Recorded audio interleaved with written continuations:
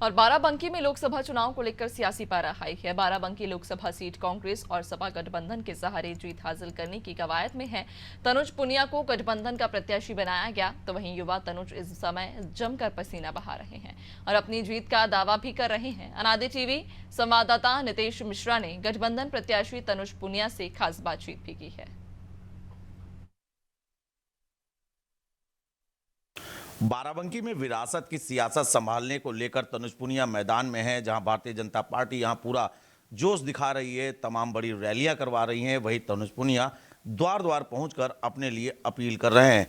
तमाम राजनीतिक दलों का ये मानना है कि इस बार बाराबंकी एक अप्रत्याशित जीत या हार का फैसला करेगी। किसकी जीत होगी, किसकी हार होगी, ये तो वक्त बताएगा। फिलहाल समय है यहाँ के प्रत्याशियों को जानने का, उनसे बात करने का और जनता के सवालों का जवाब मांगने के लिए। तनुज पुनिया हमारे साथ मौजूद हैं। तनुज पुनिया से हम जानकारी करेंगे। तनुज जी, समय करीब आ चुका है, घड़ियां बिल्कुल नज़दीक हैं, 20 मई को मतदान होना है। लोगों से मिल रहे हैं, प्रतिक्रियाएं क्या प्राप्त कर रहे हैं? कि आप चुनाव जीत रहे हैं, हर वर्ग का और हर किसी समाज का व्यक्ति ये चाह रहा है इस बार कि इंडिया गठबंधन जीते और भारतीय जनता पार्टी को सत्ता से हटाया जाए। तो फिर क्यों लोग आपको हार का बादशाह कह रहे हैं? क्या लगता है वो जो मैसेज चला हार का बादशाह वाला, उस पर तनुज क्या कहेंगे? उस पर तो सीधे सीधे ये बात है कि लोगों की अपनी मानसिकता है, वो अपना भारतीय जनता पार्टी की तरफ से जो कहलवाया जाता है, जो दबाव बनाया जाता है, वो कहेंगे। वो जो है निष्पक्ष बात नहीं, क्योंकि मेहनत देखिए की गई है, वोट उम्मीद से ऊपर मिला है और बस जीत नहीं हो पाई। लेकिन इस बार जो है जीत साफ साफ दिख रही है, साफ साफ लोग कह रहे हैं, साफ साफ यानी गिनती देख लीजिए, आंकड़े उठा के देख लीजिए, वो साफ साफ दिख रहा है कि जीत हो रही है। मतलब तनुज पुनिया बाराबंकी का एक चेहरा बनने के बिल्कुल करीब है। जी बिल्कुल। अच्छा तनुज, तमाम जनचर्चा ये भी है कि तमाम राजनीतिक दल सत्ता की बात कर लेते हैं। सत्ता में भाजपा बड़ी रैलियां कर रही हैं। मुख्यमंत्री की समझ लीजिए बाराबंकी में 2 रैलियां हो गई। निश्चित ही एक वहाँ की विधानसभा अयोध्या की लोकसभा में आती है, लेकिन उसे बाराबंकी से प्रभाव को जोड़कर देखा जा रहा है।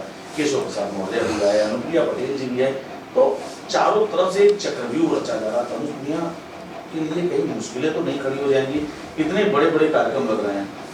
इतने बड़े कार्यक्रमों की उनको जरूरत है, क्योंकि उनको भी दिख रहा है कि किस तरह से वो ये सीट हार रहे हैं, तभी वो ताबड़तोड़ रैलियां कर रहे हैं। हमें कोई रैली करने की आवश्यकता इतनी ज़्यादा इसलिए नहीं है क्योंकि जनता हमारे पक्ष में है।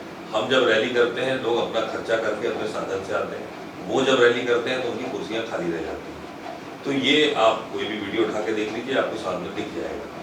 तो ज़रूरत उनको है, खलबली मची हुई है, डरे हुए हैं कि लखनऊ से सटी हुई सीट जो 10 साल से जो उनके हथपाले में थी, वो आज कहीं ना कहीं से फिसल रही है उनके नीचे से। तो इसलिए घबराहट में, अफरा तफरी में जगह जगह, चाहे मुख्यमंत्री हो, चाहे उप मुख्यमंत्री हो, चाहे प्रधानमंत्री हो, लगातार रोज की उनकी रैलियां हैं, लेकिन कोई फर्क पड़ने वाला है नहीं। जब जनता एक बार मन बना लेती है तो फिर वो बहुत मुश्किल से मन बनाती है। अच्छा, अखिलेश यादव ने यहाँ पर समर्थन तो दिया है आपको, रैली भी आई। एक आपके तमाम जो कार्यकर्ता हैं, आपके चाहने वाले हैं, उन्होंने एक स्टेटस लगाया। एक बात उन्होंने मंच से ये भी कही थी कि साइकिल का पंजा ईवीएम की मशीन में नहीं रहेगा, कांग्रेस वाले पंजे पर बटन दबा देना। अखिलेश यादव ने भाई कहा आपको, फेसबुक पर एक पोस्ट आपने देखी आपके तमाम पर। क्या लगता है कि यहाँ के जो सफाई वोटर था उसके लिए ये मैसेज कितना प्रभावी होगा? बहुत बड़ा एक मैसेज दे दिया। नहीं, मैसेज उन्होंने बहुत बढ़िया दिया, बहुत अच्छा भाषण भी दिया और व्यक्तिगत रूप से उन्होंने भाई तनुज पुनिया लिख करके जो पोस्ट करी है, तो वो अपने आप में बहुत बड़ी एक बात है और बहुत बड़े सम्मान की बात है हमारे लिए। और उन्होंने जिस तरह से लोगों को मोटिवेट किया यहाँ पे आके, हर मुद्दे पे उन्होंने बात करी, लगभग आधे घंटे से 40 मिनट तक उन्होंने, चाहे बेरोजगारी हो, चाहे टीचर भर्ती हो, चाहे कुछ भी हो, सारे मुद्दे उन्होंने टच किए यहाँ पे। बल्कि जो लोग प्लेकार्ड लेके खड़े हुए थे, वो मुद्दे भी पढ़ करके उन्होंने उस पर भी चर्चा करी इम्प्रॉम्प्टू वहाँ पे। तो माननीय अखिलेश यादव जी ने तो ये किया ही किया, साथ में जितनी जनता थी यहाँ पे, जितने समाजवादी पार्टी के कार्यकर्ता थे, उनमें एक नया जोश भर गया। और क्योंकि 12 तारीख को उनकी बैठक भी थी यहाँ पे, तो लगा 1 हफ्ता जो है बचा था, तो और रिचार्ज हो गए हैं समाजवादी पार्टी के जितने कार्यकर्ता, तो वो सब दुगनी मेहनत से और लगे, और कांग्रेस पार्टी के भी रिचार्ज हो गए उनके भाषण सुनते, तो वो भी रिचार्ज होकर के नई जोश से लगे हैं। राहुल गांधी का कार्यक्रम है 18 तारीख को यहाँ पर हुआ है, एक साथ कई निशाने आप लोग साध रहे हैं। हैदरगढ़ एक तरफ जहाँ रायबरेली की सीमाएं साझा करता है, वहीं लखनऊ की सीमाएं भी साझा करता है, बाराबंकी का हिस्सा है। क्या रणनीति रही और अखिलेश यादव का बाराबंकी में कार्यक्रम, क्योंकि एक तस्वीर अभी सामने आई है कि वो एक सैलून में बैठ जाते हैं, बाल कटाने लगते हैं, उसकी भी बड़ी चर्चा हो रही है। बाराबंकी में राहुल गांधी का कार्यक्रम क्या कुछ रणनीति साधने जा रहा है, क्या कुछ उसके सियासी फायदे तनुज पुनिया को मिलेंगे? देखिए, रणनीति तो सिंपल है, ज़्यादा से ज़्यादा लोगों तक अपनी बात पहुँचाई है, क्योंकि हैदरगढ़ में कई चुनाव से कोई बड़ी रैली हुई नहीं, इसलिए हमने ये फैसला किया कि हैदरगढ़ विधानसभा के अंतर्गत माननीय राहुल गांधी जी की बैठक। और जिस तरह से राहुल गांधी जी आजकल दहाड़ के स्टेज से बोल रहे हैं, जिस तरह से वो आम जनता का पक्ष रख रहे हैं, तो लोग बहुत प्रभावित होते हैं उनके बात से।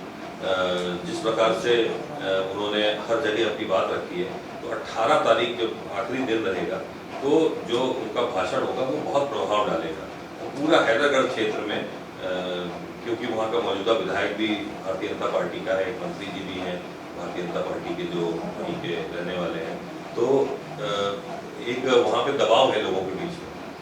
वो लोग देखिए, भारतीय जनता पार्टी वाले दबाव बनाने में बहुत तेज, वो जितने भी सरकारी तंत्र होते हैं, जितना प्रशासन होता है, उनका प्रयोग करके लोगों के ऊपर दबाव डालने का वो करते हैं, क्योंकि मंत्री जी और विधायक जी दोनों वहीं पे हैं, तो जाहिर सी बात है दबाव सबसे ज़्यादा हैदरगढ़ में। तो इसीलिए राहुल गांधी जी जब वहाँ जाके चिल्लाएंगे, दहाड़ेंगे, अपनी बात को बताएंगे जब लोगों के बीच में, तो लोगों का मन का डर जो है वो समाप्त हो जाएगा, और लोग फिर से खुल करके, और इंडिया अभी भी है इंडिया गठबंधन के साथ, लेकिन थोड़े से डर में है, लेकिन जब राहुल गांधी जी की बैठक हो जाएगी तब वो एकदम खुल जाएगी। अच्छा, राजनीतिक विश्लेषकों का ये भी मानना है तनुज जी कि कांग्रेस इस वक्त सेम वही स्ट्रेटजी अपना रही है जो चुनाव लड़ने के लिए इस समय बीजेपी अपनाती थी।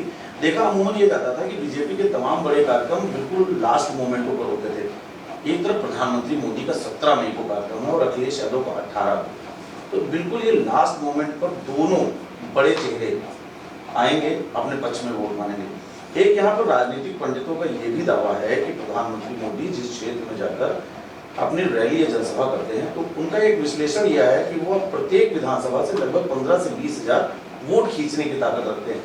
तनुज पुनिया को क्या लगता है, प्रधानमंत्री मोदी का बाराबंकी में बड़ा कार्यक्रम होना जा रहा है? क्या उनके भाषण चुंबक की तरह लोगों को, अपने वोटरों को आकर्षित करेंगे, या फिर राहुल गांधी के जो बयान या जो अलहदा अंदाज इस वक्त देखने को मिला वो लोगों के बीच में ज्यादा पसंद किया जाएगा? ये जो